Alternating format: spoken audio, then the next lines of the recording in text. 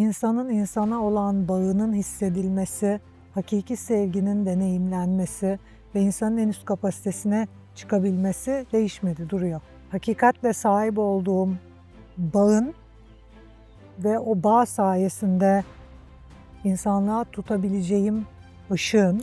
Bugün bildiklerinizle 25 yaşındaki Nevşah'a ne söylemek istersiniz?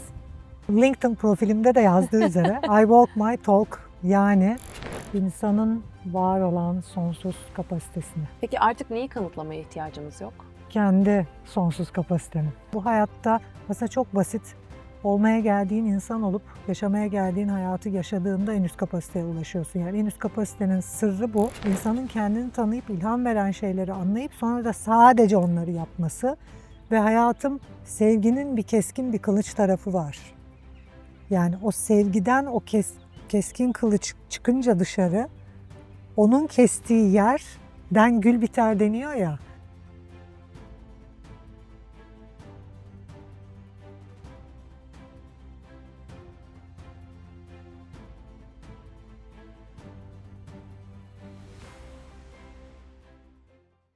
Sizi en çok şekillendiren acı hangisiydi? Aslında anlatmış olabilirim yani. Bu dönüm noktaları hep galiba acıyla ilgili. Yani bir tanesi hissetmediğim, geçiştirdiğim ama sonradan bana vuran ilk nişanlım. İkincisi hepsi birleşik geldiği için ve kendimi çok öncesinde hazırladığım için ilk eşimden ayrılınca da böyle derin bir sancılı bir prosesten geçtim bir acıydı ama hazırdım. O yüzden o kadar zorlanmadım. Çünkü capable'dım yani. Hani bu insanın kapasitesiyle ilgili ya. Hı hı. Ama genel bana sorarsan Aynur, bence ben acıyı diğer insanlar gibi yaşamıyorum ya. Yani acıyı ben dışarıdan izleyerek deneyimliyorum. Nasıl anlatırım bilmiyorum. Yani çok her tarafım acıyor değil benim acım. Yani çok deneyimliyorum.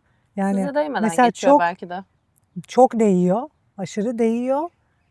Ama kalmadığı için belki de anda dönüştü. Yani şey diyebilirim. Acının içinden O geçmek kadar gibi mi? o kadar derin yaşıyorum. Hı hı. O kadar acının içine, derinlemesine giriyorum ki onun içinde uzun süre kalamıyorum. Anladın mı ne demek istiyorum? Evet. Yani bence zaten bir duyguyu çok derin yaşadığımızda o bir saniyede gidiyor. Mesela korku çok derin yaşasan artık onun içine kalamazsın. O derinliğe inemediği için, yani derinliğin öyle bir özelliği var. En derinine inince orada kalamıyorsun, hemen çıkıyorsun. Evet. O yüzden de böyle yüzeysel olduğu için değil, bence yüzeysel yaşanan acılar devam ediyor. Derin yaşadığında hemen çıkıyorsun. O yüzden de onu anladığım için pıt alan açıyorum, pıt giriyorum, pıt çıkıyorum, pıt giriyorum, pıt çıkıyorum ve küllerimden yeniden doğarak devam ediyorum. Şahane. Peki. Öldürmeyen Allah güçlendiriyor. gerçekten. Peki Nevşah'ın hikayesi bir başarı hikayesi mi yoksa hayatta kalma hikayesi mi? Anlatılan konuları daha önceki hayatımızda duymadık, okumadık, okuduysak da farkına varmadık. Küçücük bir ölümlü Nevşah'tan, Ayşe'den, Hülya'dan İnsanın kendisiyle yüzleşmesi gerçekten çok zor. Çok acıklı geldi bana. Nevşah'tan önce hayatımda ciddi anlamda değersizlik hissettiğim bir Büşra deneyimliyordum. Yargıladığım her şeyden kurtuldum. İnsanlardan, anlamlardan, doğal nefesime döndüm. Ve doğal nefesime döndükçe de bilincim açıldı. Bazen ağlıyoruz, bazen gülüyoruz ama güzel, keyifli bir süreç.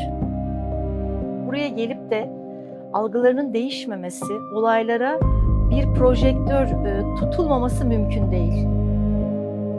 Orada huzur, orada netlik, orada tam olarak ifade edebileceğim aslında bu dünyada karşılığı sevgisizlik olmayan gerçek sevgiyi ve gerçek huzuru deneyimliyorsun. Benim tavsiyem mucize kursuna herkesin hayatına bir kere katılması.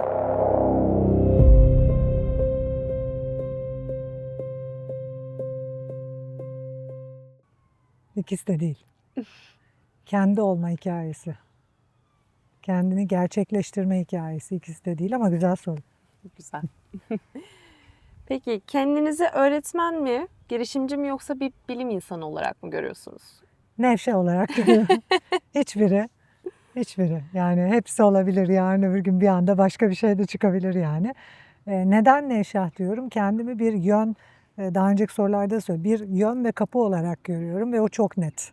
Yani mesela şu ağaç gibi karşımda duran Nevşah'ın ne olduğu, hayat amacı, duruşu mesela çok net yani. Duruşu çok net, neye adandığı, insanlara adanmışlığı, insanın önemi yani benim için mesela aşırı kapitalist bir kafada olmam mümkün değil benim yani. Çünkü bir şey eğer insan için faydalı olmayacaksa ve insana faydalı olmayan bir şeyse yapamam mesela ve destekleyemem. Mesela bir yatırımcı olarak bununla çok karşılaşıyorum. Ve ya mesela insana riskli olabilecek bir şeye ben yatırım yapamam. İnsana faydalı olmayacak bir şeye ben yatırım yapamam veya onu destekleyemem. Ya insan çok önemli, insan çok kıymetli. O yüzden o duruşum da böyle gözüküyor yani hani çok net bir şekilde. O yüzden Nevşah diyorum çünkü Nevşah bir kapı, Nevşah bir kanal, net bir bu duruş, net bir amaç, net bir misyon. Onun etrafında o misyonla ne yaptığım değişebilir. Aynı misyonla insanlığı uyandırmak, mesaj vermek için ben çıkıp işte bir müzikal, kabare, şov, gösteri de yapabilirim. Aynı amaçla bir kitap da yazabilirim. Aynı amaçla bir teknoloji eventi de yapabilirim. O amaçla yatırımlar da yapıyor olabilirim. Videolar da çekiyor olabilirim. İşte kızlarıma bir konuşma da yapıyor olabilirim. Ama galiba ben yapan şey ana duruşumun ve ana adanmış olduğum alanın insanın en yüksek kapasitesi ve insanın en yüksek kapasitesini ortaya çıkarmak ve insan için var olmak o değişmedi. Yani bir seviyede o amacın içerisindeki insanın insana olan bağının hissedilmesi, hakiki sevginin deneyimlenmesi ve insanın en üst kapasitesine çıkabilmesi değişmedi, duruyor. O yüzden de diğer hepsi onun etrafında yani. Diğer hepsi şapkalar. Peki hayatınız boyunca peşinden koştuğunuz şey neydi? Ya da böyle bir şey var mı? Peşinden koşmaktan ziyade içsel boşluk diyeceğim ona ve zaten her insanın ben içsel bir boşluğu olduğunu düşünüyorum. O yüzden insanız zaten. Hepimiz yani bir şeyin peşindeyiz doğru bir kelime değil, bir şeyin ihtiyacındayız. Yani hepimizin derininde böyle çok derin bir boşluk, çok derin bir ihtiyaç var. Bendeki o derin boşluk ve derin ihtiyaç hakikatle sahip olduğum bağın ve o bağ sayesinde insanlığa tutabileceğim ışığın değer görmesi, görülmesi ve anlaşılması. Yani çünkü tek bir sözümle bir kişinin bütün hayatını değiştirebilirim. Ama onda benle ilgili bir yargı varsa ve onu alabilecek seviyede değilse bunu yapamıyorum. O yüzden böyle ruhen, kalben hissedilmek yani şurasında beni hissedip kim olduğumu anlamaları. O yüzden de öğrencilerime çok şükran borçluyum. Çünkü benim kim olduğumu anlıyorlar yani o misyonu anlıyorlar. Şuralarında hissediyorlar. İşte bu misyonun, bu kapının gözükmesi. Çünkü o kapı gözükmüyor. Yani insanların zihinleri o kadar gürültülü, o kadar yargılar içinde ve o kadar kendi insani egosal kalıplarında kapılmış durumdalar ki onları hakikate çıkaracak, cennete götürecek kapı karşılarında duruyor, görmüyor. Ve onu yargılamayı seçiyor falan. O yüzden onun görülmesi yani hani ve bir an evvel o kapıyı kullanacak kişilerin görüp o kapıdan geçmesi yani bu kanalı kullanması. Umarız. Peki bugün insanlar sizi neden dinliyor İki balık sizce? iyice uçuyoruz biz artık. İki balık ve iki su burcu iyice uçuyoruz biz artık bugün. Fazla duygusal. Eterik. Aha. Bugün insanlar sizi neden dinliyor sizce? Bugün insanlar neden dinliyor? Yani mutlaka şey bile vardır. Yani güzel kadınmış ya dinleyelim. Vardır. Eminim. Türk toplumu yani. Güzelmiş bir şeyler anlatıyor. Gerçekten dinleyen kesinlikle kapasitesini arttırmak için dinliyor. Yani gerçekten ama gerçekten seçip yani denk geldim ay şuna ben bir bakayım için diyemem. Ama gerçekten dinleyen, hiçbir videomu kaçırmayan, hatta böyle ben sizin bütün videolarınızı izledim diyen şeyler oluyor. Öğrencilerim, kadınlar. Gerçekten izleyen, kendini geliştirmek için, hayatını dönüştürmek için, bir üst seviyede bir insan olmak için, maddi manevi standartlarını, hayatındaki her şeyi yükseltmek için izliyor, dinliyor. Peki sizce insanlar Nevşah'a mı yoksa markaya mı güveniyor? Nevşah'a güveniyor. Neden bu cevabı verdiğimi de söyleyeyim. Çünkü Nevşah markasından hiç haberi olmayan insanlarla da karşılaşıyorum. Dünyanın öbür ucunda veya herhangi bir teknoloji eventinde haberi yok yani ben kimim. Yani sadece ismimi duyuyor o an, markayım falan, hiçbir şey bilmiyor benimle ilgili. Onlardan da karşılaştığı anlarda çok büyük bir güven duyduklarını duyuyorum yani. Hani bu insan güvenilecek bir insan dediklerini duyuyorum. Dolayısıyla kesinlikle benim duruşum galiba, adanmışlığım, disiplinim. Çünkü insanın disiplini yansıyor bünyesine. Duruşu, kendi yolunda ilerleyişi, prensiplerinden vazgeçmeyişi. Bence zaten güvenilir insanların en önemli özelliği o. Prensip sahibi olmaları ve prensiplerinden ödün vermemeleri. Kesinlikle. Peki hiç pes etmek istediğiniz oldu mu? Çok. Var mı Genelde en son bir birkaç örneğiniz? saniye sürüyor. Yani pes etme demeyeyim. Çünkü pes etme çok şey bir şey yani. Pes etme gelene kadar daha çok stage'lerden geçiyorsun ya, aşamalardan. O pes etmenin en üst aşamasından geçtiğim oldu diyeyim. O yüzden doğru değil yani. Mesela pes etme isteğim olmadı. Pes etmenin 10 kat üzerinde bir yerden geçtiğim oldu ama yani yapmasam mı ya, şunu bıraksam mı deyip yok yapıyoruz oldu. Hızlı geçişler oldu. Peki. Bugün bildiklerinizle 25 yaşındaki Nevşah'a ne söylemek istersiniz? Aynen devam. Bu Yürü, vanilya mı? aynen devam. Ne yaptıysan hepsini, yani bakıyorum şimdi, yani daha fazlasını yapabilirsin. Azını yapma, daha fazlasını yap. Devam. Özellikle de mesela böyle bir geçmişe baktığımda böyle oluyor ya insanda, bazen böyle aldığın, ya onu demeseydim, onu yapmasaydım diyorsun. Sonra birkaç hafta geçiyor. İyi ki yapmışım ya diyorsun. Daha fazlasını yapsaydım. Özellikle onlara daha fazlasını yapsaydım. Hak etmiş. Peki hayatınızı tek bir cümleyle özetleseniz, biliyorum ki çok kolay değildir ama Sağlammış. Sağlam cevap geliyor. Yüce. yüce. Hmm, Kesinlikle ben de aynı fikirdeyim. yüce. Peki sizi diğer uzmanlardan ayıran şey? LinkedIn profilimde de yazdığı üzere I walk my talk, yani ne anlatıyorsam o. Öyle ve de. Yani ister bunu abartılı bul, ister öyle bulma, ister hakikati ifade ediyorum ve böyle yani. Hani İçimden mesela geldiği gibi. biri içimden geldiği gibi bile değil yani. Olanı anlatıyorum. Çünkü birçok insanın kafasındaki tortular yok bende. Gerçekten çok farklı bir deneyim. Gerçi başkalarını da önereceğim. Ailemden başka kişilerin de gelmesini isterim.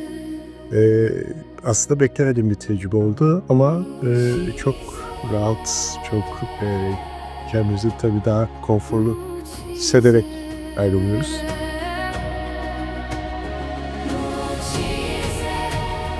Burada canlı olmak, burada olmak anlatamıyorum. Çok harika. Bütün zincirlerimin kırıldığı, o kadar bir rahatlama yaşıyorum ki. Yani her şey aslında olduğu gibi güzel. Hiçbir şey aslında değişmesi gerekmiyor. Her şey olduğu gibi güzel. Yani o kadar rahatlık içindeyim ki.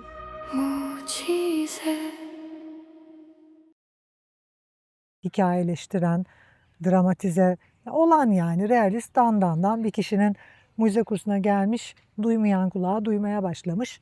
Bunu diyorum yani mesela, hani anladın mı? Veya benden eğitim alıp aynı yerde olman mümkün değil yani. Kesinlikle ilerleyeceksin diyorum. Mesela bunu insanlar bazen çok abartılı diyor ya hani, ama öyle.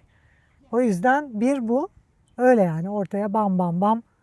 Bir ikincisi de galiba işte bu I Walk My Talk'un bir ikinci versiyonu da anlattığım her şeyi kendim de uyguluyorum. Öğrettiğim metotları kendim de uyguluyorum.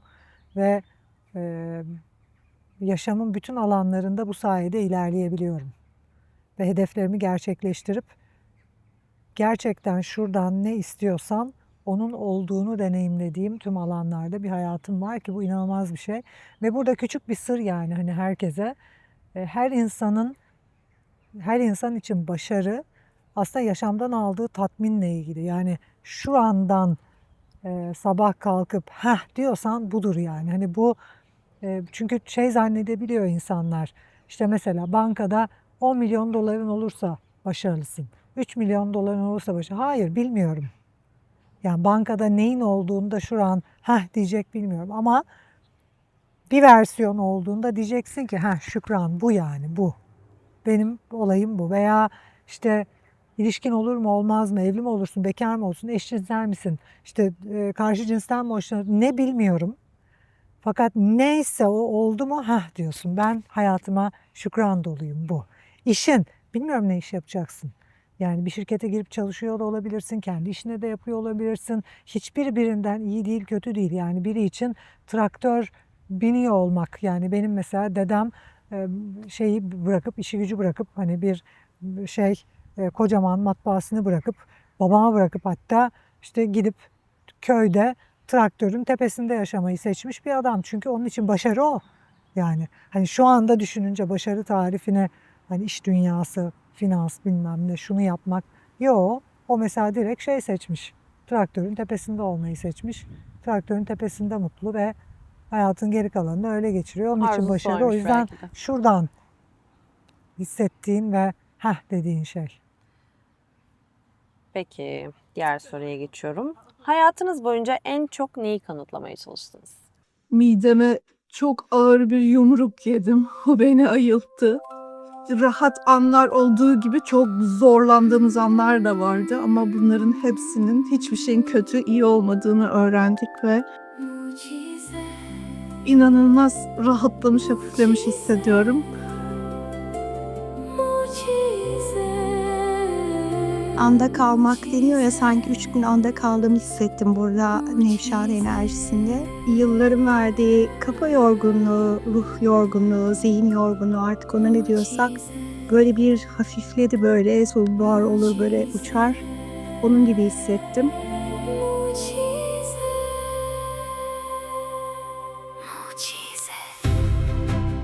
Çok şey öğrendim bugün.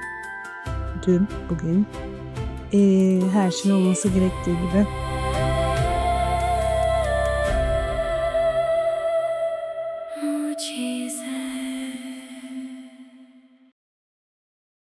İnsanın var olan sonsuz kapasitesini. Peki artık neyi kanıtlamaya ihtiyacınız yok? Kendi sonsuz kapasitemi. Çok güzel cevaplar. Evet, Peki- İnsanlara hala hatırlatma ihtiyacım var ama artık kendimde kanıtlama ihtiyacım kalmadı. Zaten yaptım hepsini ya. O bütün delilikleri yaptım. Bir sonraki soruya geçiyorum. Nevşah bir insan mı yoksa bir fikir mi? Güzel böyle şeyleri sorarken benim içimdeki şey deli olan ve çocuksu taraf hayvan falan demek istiyor. Bir hayvan, bir öküz, kelebek falan. Kapı diyeceğim yine. Kapı. Nevşah bir kapı, bir sembol, bir kapı. Hakikate ulaşmak isteyenlerin kullanabileceği en kısa yoldan ulaşmak isteyenlerin kullanabileceği bir kapı. Peki bugün sizi motive eden şey ne Nevşah Hanım? Para mı yoksa insanların etkisi mi? İnsanlara dokunmanız mı? Motivasyona çok inanmıyorum. Motivasyon biraz dışarıdan bir sözcük. Belki de ekip özellikle sordu onu. Bunu anlatayım diye. Ben bir insanın ona ilham veren şeyleri yaptığında sınırsız kapasiteye ulaştığını sadece düşünmüyorum, deneyimliyorum ve öğrencilerimde de deneyimliyorum. Yani bu hayatta aslında çok basit olmaya geldiğin insan olup yaşamaya geldiğin hayatı yaşadığında en üst kapasiteye ulaşıyorsun. Yani en üst kapasitenin sırrı bu. Ama bunu yapmak çok zor çünkü birçok insanın zihninde çok tortu var. Ve o kadar çok yıllar yılı toplumsal baskılarla, işte anne, baba, okul falan öyle kalıplarla doğuyoruz ki onların hepsini temizlemek gerekiyor. Ve temizlemediğimizde de kendimizi bulamıyoruz. Ama işin sırrı kendi bulmak.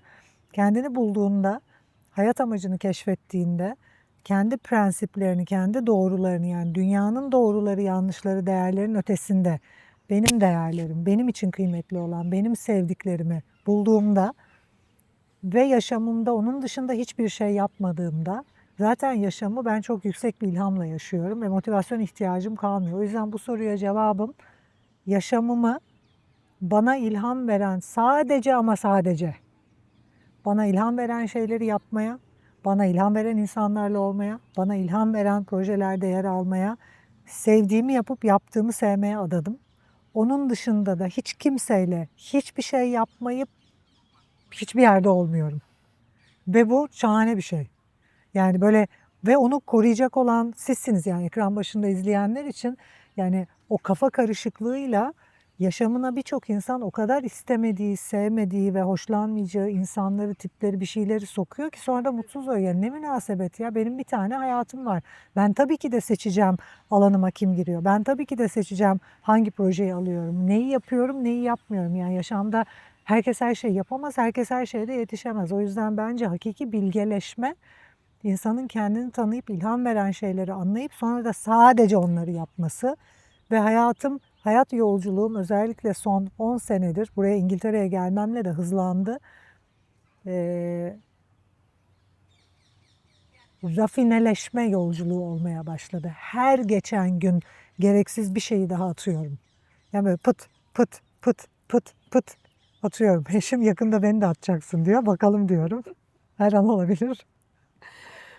Rafine bir hayat ve insanın kendini anladığı, kendini bildiği, hayat amacını keşfettiği, kalbini şurasını neyin böyle doyurduğunu bildiği bir yol, inanılmaz bir yol.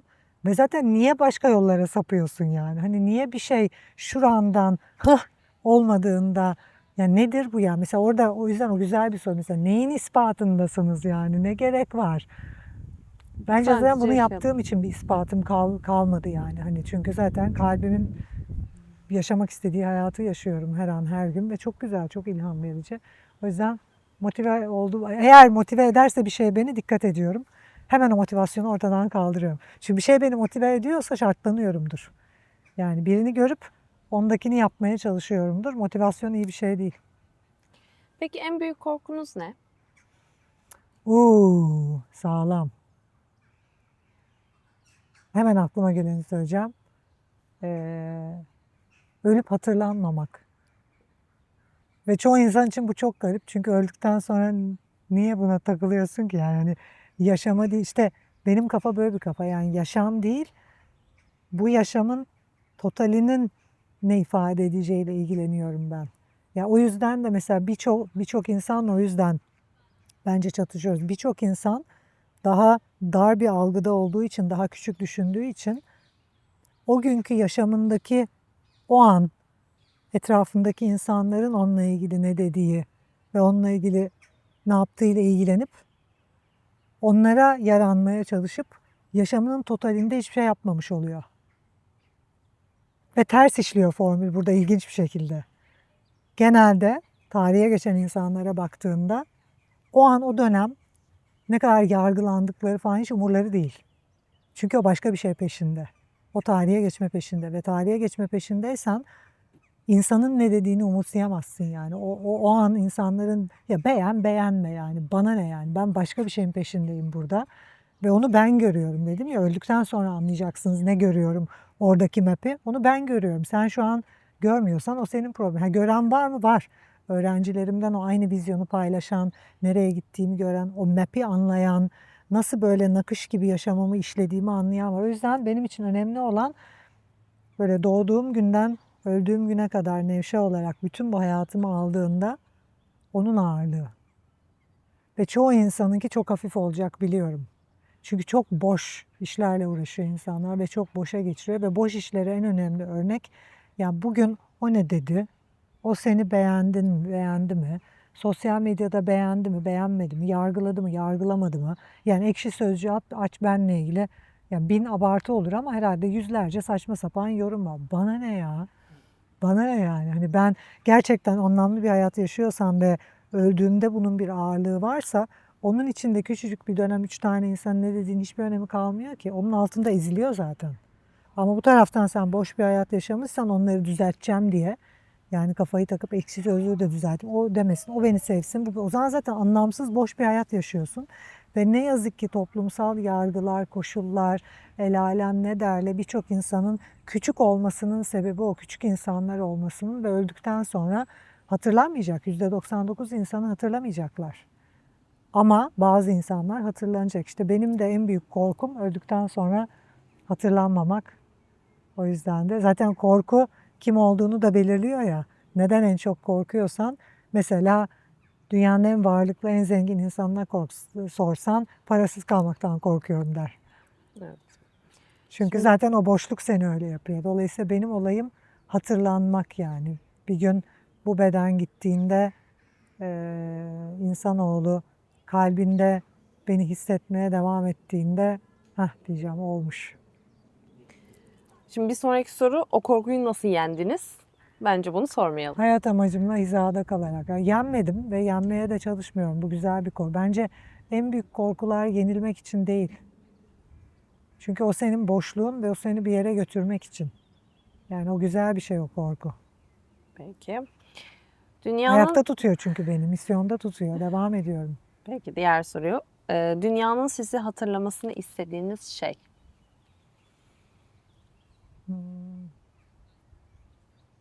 Bize hakiki sevgiyi öğretti demelerini isterim. Çünkü dünya düzleminde ya hakiki sevgi insanoğlunun zannettiği sevgiden o kadar farklı ki. Mesela o hakiki sevgi bir gün birine bu yaptığın aptallık demek. Hakiki sevgi bir gün birine sen kendi rüyanı yaşıyorsun demek. Hakiki sevgi birine bir gün yargıların içindesin, kötü bir durumdasın demek. Veya zannettiğin kadar da süper bir insan değilsin şu an demek. Yani sen kendi daha büyük algılıyorsun, değilsin o. Yani hakiki sevgi hakikatin ifadesi aslında ve bunu çoğu insan görmüyor. Yani yaratılışın hakikatinde sadece pozitif insanların algıladığı gibi bir sevgi yok. Sevgi içerisinde acıyı barındırıyor, korkuyu barındırıyor, tüm karanlık duyguları barındırıyor ve hepsinin bütünü aslında sevgi. Bir kişiyi gerçekten seviyorsan, mesela bir kişiyi gerçekten seviyorsan o kişinin iyi olmasını ve gelişmesini gerçekten istediğin için sadece bir kişiyi gerçekten sevdiğinde kendini hiçe sayıyorsun. Örnek vereceğim. Mesela ben bunu yaşadım. Real. Ve sıkça yaşadım yani ama son zamanlarda mesela bir tane örneği vereyim.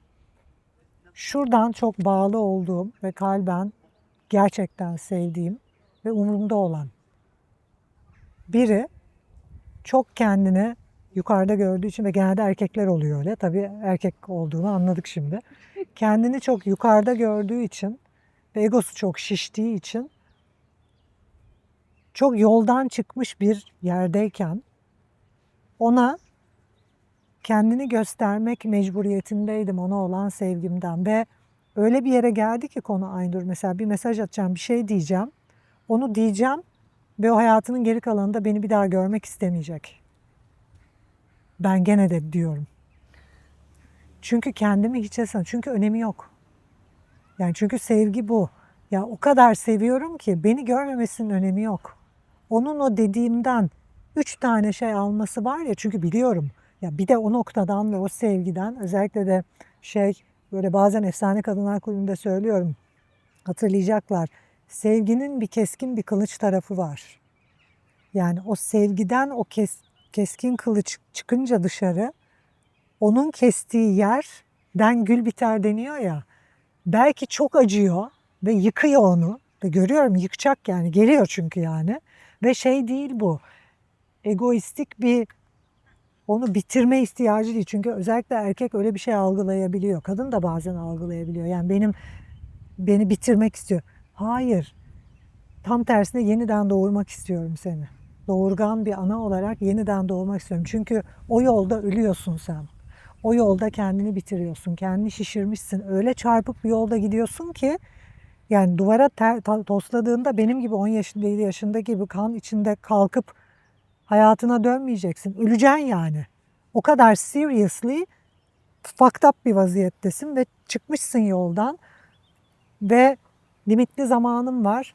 limitli söyleyebileceğim şey var. Onları öyle bir araya getirip öyle keskin bir şekilde söylemem lazım. Sende öyle bir yara açsın, seni öyle bir bam diye yere çaksın ki sonra 10 sene sonra hayatımın dönüm noktasıydı Nevşah'ın o mesajı diyebil ve hayatın değişsin.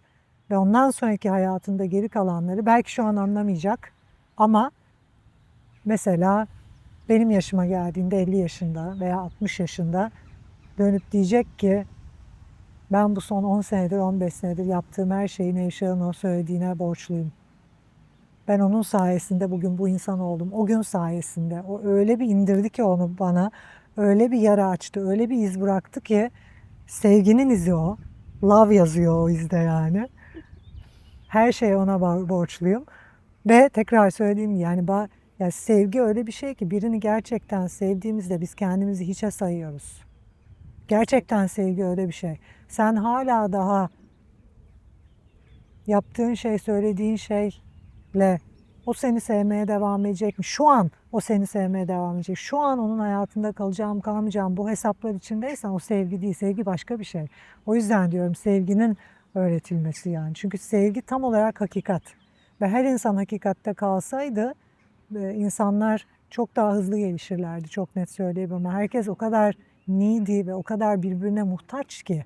Birbirine muhtaç bir sevgi var. Yani insanlar birbirini sevdiği için değil, iyi geçinmek için, yalnız kalamadığı için bir takım davranışlar yapmış. O yüzden ben böyle iyi geçinme derdi olmayan, gerçekten I care der, gerçekten seven biri olarak bam diye hakikati söyleyince en başta alıştığı needy yani muhtaç insanların sevgi modeli olmadığı için bir şaşırabiliyor insanlar. Ama o sevgi değil zaten. O muhtaçlık, o sana rol yapıyor. Aslında başka bir şey demek isterken onu söylemiyor çünkü çok bencil. Çünkü kendini daha çok düşünüyor. Çıkarları doğrultusunda Evet, hareket ediyorlar sen belki onunla de. kal. Sen onunla arkadaş kal. Sen onunla diye habire bir Yeni dünya ezik ezik, düzenimiz. anlayışlı, ezik ezik bir şeyler yapıyor ama halbuki o değil senin ihtiyacın, asıl ihtiyacın olan. Evet. Sevgiyi öğretmek, Sorular göstermek. bitti bu arada. Öğretemem sevgiyi ama gösterebilirim.